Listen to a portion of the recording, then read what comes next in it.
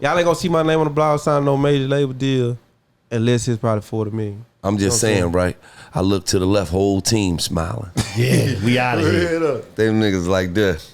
And I ain't even saying that to brag. I'm just saying like I really work for that though. Like it ain't just come overnight. I really work for it, and I be feeling like shit. If I don't get that, then y'all don't believe me. Cause I know if y'all give me that, y'all ain't gonna play with me like y'all did before. Cause y'all was playing me because y'all only gave me 150, and y'all wasn't in nothing. Y'all gonna give me that 40. And y'all gonna make that back. Y'all gonna make me a superstar. You feel me? A superstar. You feel me? Cause y'all ain't finna take no 40 million loss.